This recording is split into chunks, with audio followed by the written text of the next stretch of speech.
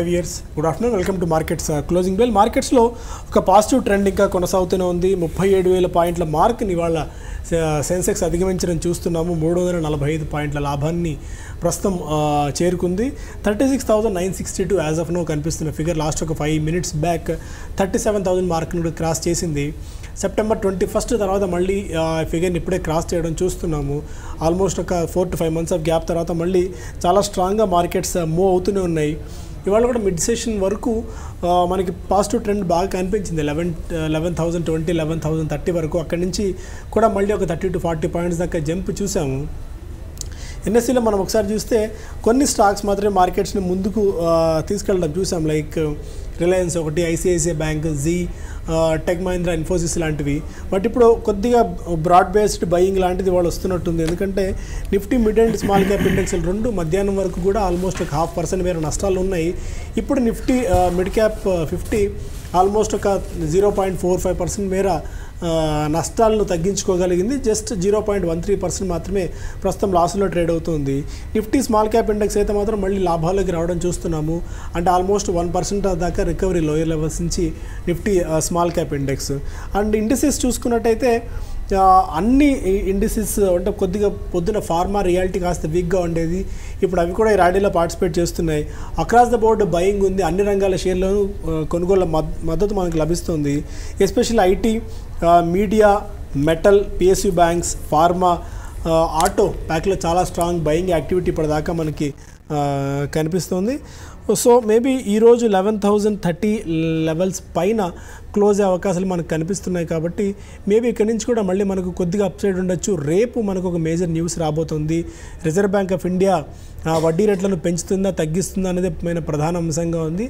రాబోయే ఎన్నికలను దృష్టిలో ఉంచుకొని మేబీ అట్లీస్ట్ ఒక 25 basis points మేర కట్ ఉండొచ్చు అని చెప్పి స్ట్రీట్ ఎక్స్పెక్ట్ చేస్తున్నారు. ఎందుకంటే అటు దువ్వూరి సుబ్బారావు టైంలో అనుకోవచ్చు, వీళ్ళంతా బ్యూరోక్రాట్స్, ఇప్పుడున్న శక్తికాంత్ దాస్ అనుకోవచ్చు, వీళ్ళు బ్యూరోక్రాట్స్ కాబట్టి కొద్ది గొప్ప ప్రభుత్వానికి సహకరించే విధంగానే వీళ్ళ నిర్ణయాలు ఉంటాయన్నది జగమెరిగిన సత్యం. అందుకు తగ్గట్టుగానే ఈయన కూడా మేబీ అట్లీస్ట్ ఒక 25 basis points వరకు వడ్డీ రేట్లను తగ్గించే అవకాశం కనిపిస్తుంది. ఒకవేళ అదే కనుక జరిగినట్టయితే 25 to 50 basis points మేర ఏమాత్రం మనకి కట్ ఉన్నా కూడా బ్యాంకింగ్ స్టాక్స్లో, ఎస్పెషల్లీ ఇంట్రెస్ట్ సెన్సిటివ్ స్టాక్స్లో మరింత బయింగ్ వచ్చే అవకాశం మనకు కనిపిస్తుంది. ఇనిషియల్ మార్కెట్ కామెంటరీ తెలుసుకుందాం, తర్వాత కొన్ని స్టాక్ స్పెసిఫిక్ మూవ్స్ గురించి మనం మాట్లాడదాం. గుడ్ ఆఫ్టర్నూన్ అండి.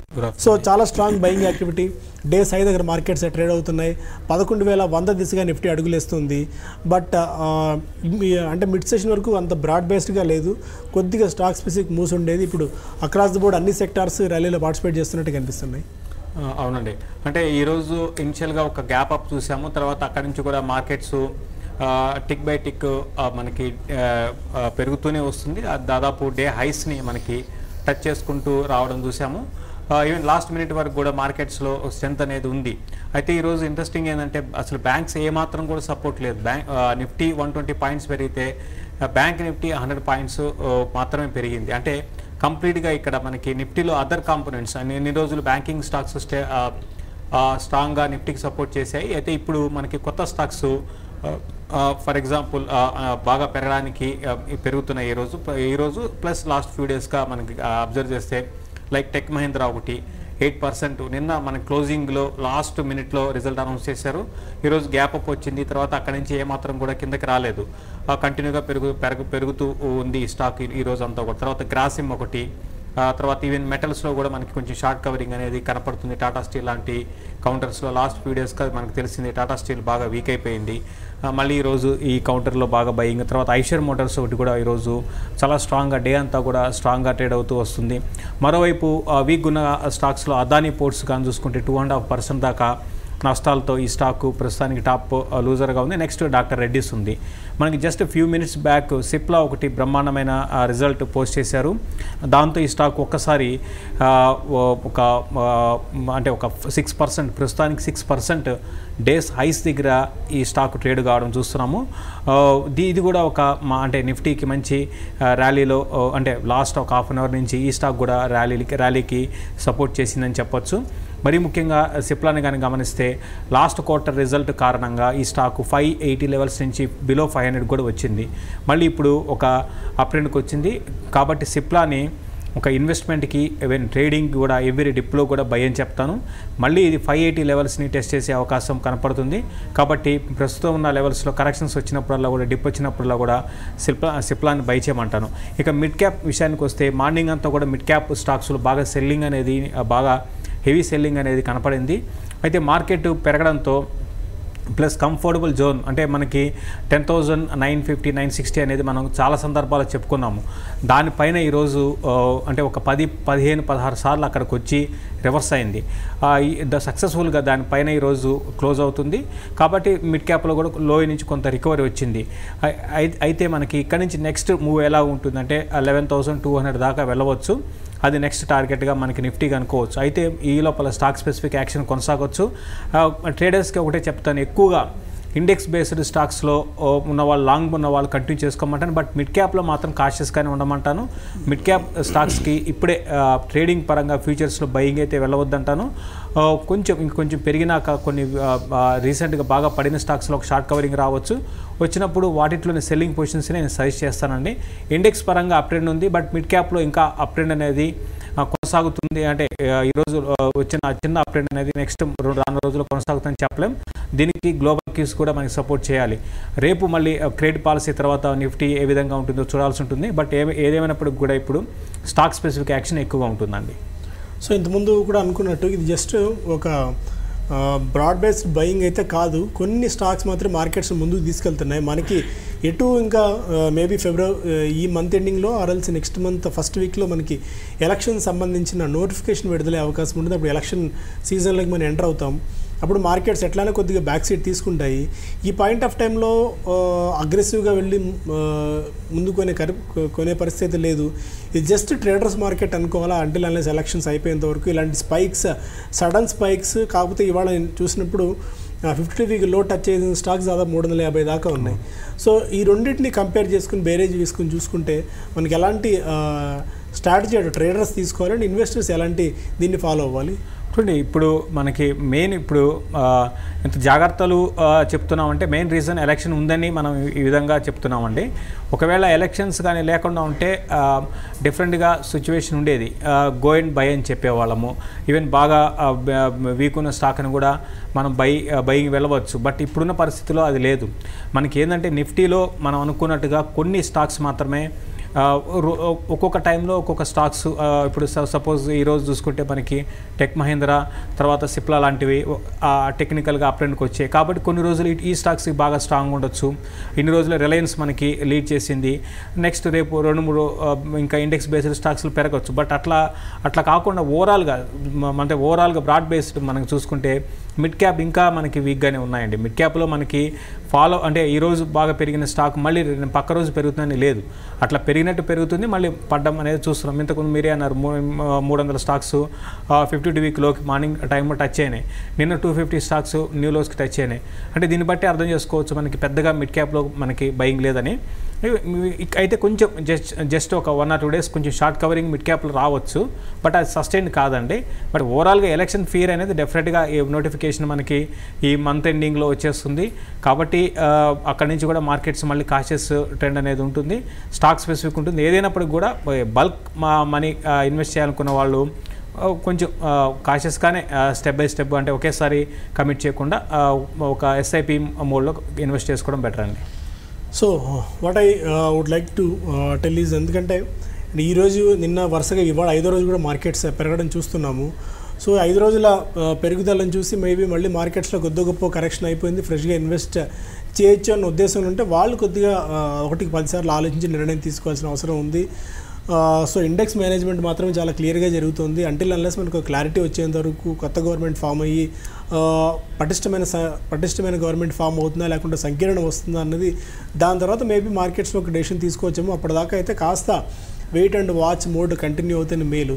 లేదు మీకు ఫండమెంటల్గా ఏదైనా కంపెనీ చాలా స్ట్రెంత్ ఉంది, ఇందులో మనం ఇన్వెస్ట్ చేసుకుంటే తిరుగు లేదు అని చెప్పి మీకు కాన్ఫిడెంట్ ఉంటే అలాంటి కంపెనీస్లో అట్లీస్ట్ ఒక 5 to 10% దాకా ఇన్వెస్ట్మెంట్ మొదలు పెట్టుకోవచ్చేమో కానీ, బట్ ఓవరాల్గా అయితే స్టిల్ ఇంకా సెంటిమెంట్ వీక్గా ఉంది అనేది నా పర్సనల్ వ్యూ. మరి ఐ డోంట్ నో నా వ్యూతో మీరు ఏకీపిస్తారో లేదు కానీ. సార్ నేను కూడా సేమ్ అదే వ్యూతో ఉన్నానండి. ఇప్పుడు వచ్చిన ర్యాలీ అంటే ఎట్లా ఉందంటే మిడ్ క్యాప్ స్టాక్స్లో ఒక స్టెప్ ముందుకెళ్ళము, ఒక 4 స్టెప్పులు వెనక రావడం అనే విధంగా ఉంది. దీనికి తోడు ఇప్పుడు మనకి కొన్ని గ్రూప్ పరంగా చూసుకుంటే అంటే కొన్ని గ్రూప్స్ లైక్ రిలయన్స్ ఏడిఏజీ ప్యాక్, తర్వాత అదానీ, తర్వాత Z1 ఇట్లా ఒక్కొక్క అంటే ఇవన్నీ కూడా ఏంటంటే మనకి మన ఇండియాలో మంచి బ్రాండ్, తర్వాత పెద్ద గ్రూపులని మన అందరికీ తెలిసిన విషయమే. సో ఒక స్టాక్ మార్కెట్లో వీటికంటూ ఒక ఇమేజ్ అనేది ఉంది. ఇప్పుడు ఏమైందంటే ఇటువంటి గ్రూపులు అన్నీ కూడా ఈ వీక్ కావడం చూస్తున్నాం. ఫర్ ఎగ్జాంపుల్ మనకి ఏడిఐజీ ప్యాకేజ్ చూసుకుంటే ఏడిఐజీ ప్యాక్లో స్టాక్స్ ఇప్పుడు రిలయన్స్ క్యాపిటల్ కానీ రిలయన్స్ ఇన్ఫ్రా ఈరోజు 31% డౌన్. తర్వాత రిలయన్స్ క్యాపిటల్ అంటే లో నుంచి రికవర్ అయింది, ఇది 5% డౌన్. లాస్ట్ ఫ్యూ డేస్గా చూసుకుంటే ఇవన్నీ కూడా జస్ట్ ఒక ఫ్యూ డేస్ బ్యాక్ 240, 220 లెవెల్స్లో ఉన్న 2 స్టాక్స్ ఈరోజు 140కి వచ్చేసాయి. అంటే ఎంత ఫాస్ట్గా మనకి పడ్డాయో చూసాము. అదేవిధంగా అదానీకి చెందిన స్టాక్స్ కూడా మనకి చూసుకుంటే అవి కూడా వీక్గానే ఉన్నాయి. సో నేను ఏదంటే స్టాక్ మార్కెట్లో ఇటువంటి సెల్లింగ్ అనేది కొన్ని స్టాక్స్లో ఉంటే దాని స్పిల్ ఓవర్ ఎఫెక్ట్ మిగతా స్టాక్స్లో వచ్చే అవకాశాలు ఎక్కువ ఉంటాయి. మీరు అన్నట్టుగా నేను అనుకోని ఇప్పుడు హడావుడి పడి కొనాల్సిన అవసరం లేదండి. ప్రైస్ పరంగా మరింత కిందకి రావచ్చు స్టాక్స్. చాలా స్టాక్స్ ఇంకా షార్ట్ టర్మ్ ట్రెండ్ ఇంకా డౌన్ ట్రెండ్లోనే ఉన్నాయి. నెక్స్ట్ 2-3 నెలల వరకు కూడా డౌన్ ట్రెండ్లోనే కొనసాగడానికి అవకాశం ఉంది. ఓన్లీ ఇండెక్స్ మాత్రమే మనకి పెరుగుతున్నట్టు మనకు కనపడుతుంటుంది. అంతకుమించి దాన్ని చూసి మనం బల్క్ మనీ ఇన్వెస్ట్ చేయడం అనేది కరెక్ట్ కాదు. అందుకే నేను ఎస్ఐపి లాగానే సిస్టమాటిక్ ఈక్విటీ అంటే ఈక్విటీలో ఎస్ఐపి కింద నెక్స్ట్ 3 నెలలకి కొంచెం అలొకేట్ చేసుకోమని చెప్తారు. సో 11,070 చాలా స్ట్రాంగ్ బయింగ్ యాక్టివిటీ, 400 పాయింట్ల మేర లాభంతో అటు సెన్సెక్స్ కూడా ట్రేడ్ అవుతుంది. సో బ్రేక్అవుట్ లాంటిది కన్ఫర్మ్ అయింది అని అనుకోవాలి, ఎందుకంటే 11,030 పైన ఆల్మోస్ట్ క్లోజ్ అయింది కాబట్టి. సో ఈ బ్రేక్అవుట్ మళ్ళీ 12,000, 11,200 ఆరు 11,300 దిశగా మార్కెట్లని ఇమీడియట్గా తీసుకెళ్లే అవకాశం ఏమైనా కనిపిస్తుంది. ఒకవేళ రేపు రిజర్వ్ బ్యాంక్ ఆఫ్ ఇండియా కనుక positive news or positive kick కనుక మార్కెట్స్కి ఇచ్చినట్టయితే మేము అనుకోవడము 11,200 దగ్గర మళ్ళీ ఒక బ్రేక్ అనేది పడవచ్చు అండి. అంటే ఇక్కడ నుంచి ఒక 150 పాయింట్స్ నిఫ్టీలో మనకి బ్రేక్ పడవచ్చు. అయితే దీంతోపాటు మనం ఇప్పుడు ఇంకోటి కూడా చూసుకోవాలి. రిజల్ట్ సీజన్ ఇంకా కొనసాగుతుంది, రిజల్ట్ కూడా వచ్చే కంపెనీస్ ఉన్నాయి, అది కూడా చూసుకోవాల్సి ఉంటుంది. ప్లస్ గ్లోబల్ కీస్ కూడా చాలా ఇంపార్టెంట్ అండి. అటు మరోవైపు న్యూ ఇయర్లో యుఎస్ మార్కెట్ కంటిన్యూగా ర్యాలీ అనేది నాన్ స్టాప్ ర్యాలీ చూస్తున్నాము. అక్కడ మళ్ళీ కొంచెం ట్రెండ్ కానీ కొంచెం ఆగింది అంటే మళ్ళీ మనకి మన మార్కెట్స్లో కూడా కొంచెం వీక్నెస్ అనేది రావచ్చు. But stocks Nifty and bank నిఫ్టీలో బాగా షార్ట్స్ ఉన్నాయండి. అంటే మనం గత అంటే ఒక 3-4 నెలలుగా ఒక ఊరించిన లెవెల్ ఏది 10,950, కాబట్టి ఆ లెవెల్ దాటింది. కాబట్టి చాలా వరకు షార్ట్ కవరింగ్ అనేది ర్యాలీ అనేది ఇప్పుడు మనకు లాస్ట్ మినిట్కి కూడా చూస్తున్నాము. నిఫ్టీ డే హైస్ దగ్గర డేస్ హై టచ్ అవుతుంది. దీన్ని బట్టి అర్థం చేసుకోవచ్చు ఎంత షార్ట్స్ ఉన్నాయో. కాబట్టి షార్ట్ కవరింగ్ ర్యాలీ ఇంకొక 100-150 పాయింట్ల దాకా ఉండొచ్చు. అందుకే ఎవరైనా ట్రేడింగ్ చేసేవాళ్ళు ఇండెక్స్ బేస్డ్ స్టాక్స్లో సెల్లింగ్ వెళ్ళొద్దు. ఎవరైనా సెల్లింగ్ వెళ్ళాలనుకుంటే మిడ్ క్యాప్ చాలా వీక్ ఉన్నాయండి. మిడ్ క్యాప్ స్టాక్స్లో షార్ట్ సెల్కి వెళ్ళొచ్చు. బయింగ్ వెళ్ళాలి అనుకునే వాళ్ళు ఇంతకుముందు నేను చెప్పినట్టుగా సిప్లా కానివ్వండి, లేదా ఈవెన్ కొన్ని బ్యాంక్స్ లైక్ కోటక్ లాంటివి వెరీ డీప్లో కూడా బయింగ్ వెళ్ళడానికి అవకాశాలు ఉన్నాయండి. సో ఫైనల్ క్లోజింగ్ బెల్ మోగింది 11,069, 11,070 పాయింట్లు, ఆల్మోస్ట్ అటు ఇటుగా 1 or 2 పాయింట్స్ అటు ఇటుగా మనకి నిఫ్టీ క్లోజ్ అవ్వడం చూస్తున్నాం. సెన్సెక్స్ కంఫర్టబుల్లీ 37,002 దగ్గర క్లోజ్ అయింది. మేబీ లాస్ట్ ఒక 1 or 2 మినిట్స్ కన్సల్టేషన్లో కిందికి దిగి రావచ్చేమో కానీ 5 to 10 points. But as of now అయితే 37,005 పాయింట్స్ దగ్గర సెన్సెక్స్ అండ్ 11,068 దగ్గర నిఫ్టీ క్లోజ్ కావడం చూస్తున్నాం. Bank Nifty in line with industries perform చేయలేదు. ఇవాళ జస్ట్ 135 పాయింట్ల లాభంతో మాత్రమే మనకు కనిపించింది. అడ్వాన్స్ డిక్లైన్స్ జాబితా చూడండి, ఇంట్రెస్టింగ్గా 1,300 డిక్లైన్స్ ఉన్నాయి. బట్ 830 మాత్రమే అడ్వాన్సెస్ మనకున్న ఎన్ఎస్సిలో చూస్తే. మిడ్ క్యాప్ ఇండెక్స్ 0.18% మాత్రమే లాభాల్లో ఉంది. సో దీన్ని బట్టి మీకే క్లియర్గా అర్థమవుతుంటుంది కొన్ని స్టాక్స్ మాత్రమే మార్కెట్స్ని ముందుకు తీసుకెళ్తున్నాయి. దట్ లైక్ ఐసిఐసిఐ బ్యాంక్ ఒకటి, one of the heavy weight stock, Reliance ఒకటి, లాంటి స్టాక్స్ మాత్రమే మార్కెట్స్ కొద్దిగా ముందుకు తీసుకెళ్తున్న సంగతి మనం ప్రధానంగా దృష్టిలో ఉంచుకోవాలి. వాడు జీ కూడా మార్కెట్స్కి బాగా సపోర్ట్ చేసింది పాజిటివ్గా, 7% దాకా గెయిన్స్ మనకి వచ్చాయి. అండ్ బజాజ్ ఫినాన్స్ కూడా ఇవాళ ఆల్మోస్ట్ ఒక 4.5% మేర లాభపడింది. గ్రాసిమ్ లాంటి స్టాక్స్ 4.5% దాకా గెయిన్స్. నిఫ్టీలో ఉన్న చాలా మటుకు స్టాక్స్ ఇవాళ లాభాలతో క్లోజ్ అవ్వడం కూడా ప్రధానంగా మనం గమనించాల్సిన అంశం. ఇవి కాకుండా డిష్ టీవీ దాదాపు 22% మేర లాభపడింది ఇవాళ. అండ్ 1% బెవరేజ్ మళ్ళీ చాలా కాలం తర్వాత లైమ్ లైట్లోకి వచ్చింది. ఇవాళ 20% దాకా 1%లో గెయిన్స్ ఉన్నాయి. ఒకవేళ ఇక్కడ నుంచి 1% హయ్యర్ లెవెల్స్ దగ్గర ఎవరైనా తీసుకుంటే కొద్ది గొప్ప ఇలాంటి స్టాక్స్ అయినా పెరిగితే ఎగ్జిట్ అవ్వడమే తప్ప 1% బెవరేజ్ హోల్డ్ చేసే పరిస్థితి అయితే లేదు. ఎందుకంటే మేనేజ్మెంట్ ఇన్వెస్టర్స్ ట్రస్ట్ కోల్పోయింది కాబట్టి. రిలయన్స్ నిప్పాన్ కొద్ది రోజు నుంచి యాక్టివ్ కనిపిస్తుంది. లాస్ట్ ఒక 3-4 డేస్ నుంచి అడాక్ ప్యాక్లో ఉన్న ఏకైక స్టాక్, పాజిటివ్లో ఉన్న స్టాక్ అండ్ పాజిటివ్ యాక్టివిటీ కనిపిస్తున్న స్టాక్ ఏదైనా ఉందంటే రిలయన్స్ నిప్పాన్ మాత్రమే. అది వాళ్ళ 18% దాకా పెరిగింది. ప్రిజమ్ జాన్సన్, ఎస్ఆర్ఎఫ్ లాంటి స్టాక్స్ కూడా అబౌట్ 10% వరకు ఇప్పటిదాకా ట్రేడ్ అవ్వడం చూసాం. అది కాకుండా టెక్ మహీంద్రా మంచి రిజల్ట్స్ పోస్ట్ చేయడం వల్ల నిన్న ఆల్మోస్ట్ 8% దాకా గెయిన్స్. బంధన్ బ్యాంక్ 6%, సిప్లా కూడా 5.5% దాకా గెయిన్స్ యాజ్ ఆఫ్ నో కనిపిస్తున్నాయి. అదే మిడ్ క్యాప్ స్పేస్ చూస్తే చంబల్ ఫర్ట్ 7% దాకా పెరిగింది. SAIL, Jindal steel and power కూడా ఆల్మోస్ట్ ఒక 5% దాకా గెయిన్ అవ్వడం ఇవాళ మనం ప్రధానంగా గమనించాల్సిన అంశం. ప్రజ్ ఇండస్ట్రీస్ ఇంట్రెస్టింగ్ స్టాక్, ఇది కూడా ఆల్మోస్ట్ 8.5% గెయిన్, 141 రూపీస్ దగ్గర క్లోజ్ అయింది. సువెన్ లైఫ్ సైన్సెస్ కూడా 8% దాకా పెరిగి 222 దగ్గర క్లోజ్ అవ్వడం చూస్తున్నాం. ప్రజ్ ఇండస్ట్రీస్ 100-110 రూపాయల నుంచి చాలా స్ట్రాంగ్గా అత్యంత షార్ట్ టైంలోనే పెరగడం మనం చూసాం. బట్ ఈ పాయింట్ ఆఫ్ టైంలో కొద్దిగా రెసిస్టెన్స్ ఎదుర్కోవచ్చు అనేది చాలా స్పష్టంగా అర్థమవుతున్న అంశం. అండ్ రేపు మార్కెట్స్ని గైడ్ చేసే అంశాలు ఏమైనా కనిపిస్తున్నాయి other than reserve Bank of India monetary policy. సాధారణంగా 2:30కి వస్తుంది మానిటరీ పాలసీ, బట్ ఈసారి మాత్రం 11:30కే మార్కెట్ పాలసీ ప్రకటన అనౌన్స్ కాబోతుంది. అప్పటి వరకు కొద్దిగా స్తబ్దుగా ఉండి ఆ తర్వాత యాక్టివిటీ పుంజుకోవచ్చా? డెఫినెట్గా అండి, అప్పటి వరకు స్తబ్దుగానే ఉండొచ్చు. మార్కెట్స్ ఫ్లాట్గా, చాలా వరకు ఫ్లాట్గా ఉంటుంది. ఏ రోజుకి ఆ రోజు మార్కెట్స్కి కొత్త రోజు అని అనుకోవాలి మనం. మార్కెట్స్లో మనకి చూస్తుంటామండి, ఈరోజు ఈ విధంగా ఉంటే కంప్లీట్గా పక్క రోజు ట్రెండ్ అనేది వేరే విధంగా డిఫరెంట్గా ఉండొచ్చు. కాబట్టి రేపు మనకి క్రెడిట్ పాలసీ వరకు చాలా వరకు ఫ్లాట్గా ఉంటుంది. ఒకసారి క్రెడిట్ పాలసీ తర్వాత ఇంట్రెస్టింగ్ ఏంటంటే నిఫ్టీ ఇక్కడ నుంచి మరింత ముందుకు వెళ్ళాలంటే బ్యాంక్స్ పార్టిసిపేషన్ కంపల్సరీ ఉండాల్సి ఉంటుంది. ఒకవేళ రేపు కానీ బ్యాంక్స్ ఫర్దర్గా న్యూ హైస్ అంటే ఇప్పుడు నిఫ్టీ టచ్ అయింది, బట్ బ్యాంక్ నిఫ్టీ మనకి 10,900 ఉన్నప్పుడు నిఫ్టీ బ్యాంక్ నిఫ్టీ 27,600-700 మధ్యలో ఉండేది. ఇప్పుడు మనకి 27,450 దగ్గరే మనకి ఈరోజు క్లోజ్ అయింది. కాబట్టి బ్యాంక్ నిఫ్టీ రేపు లీడ్ చేయాల్సి ఉంటుంది ఒకవేళ ఫర్దర్గా నిఫ్టీ అప్ ట్రెండ్కి వెళ్ళాలి అంటే.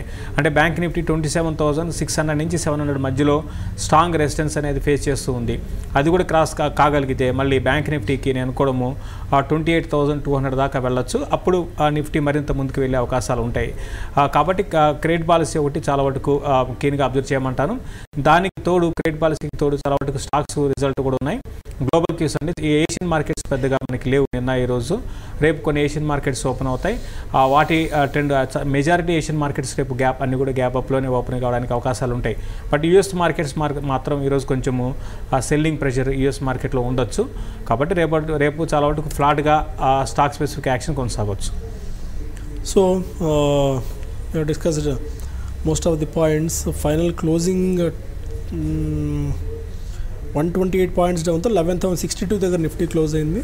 358 పాయింట్స్ ప్లస్తో 36,975 దగ్గర మనకి సెన్సెక్స్ క్లోజ్ కావడం చూస్తున్నాం. 130 పాయింట్స్ గెయిన్తో 27,402 దగ్గర బ్యాంక్ నిఫ్టీ క్లోజ్ అయింది. ఆ నోట్తో బులెటిన్ ఇక్కడ వైండప్ చేద్దాం. మళ్ళీ క్లోజింగ్ రిపోర్ట్ కలుద్దాం. Stay with us.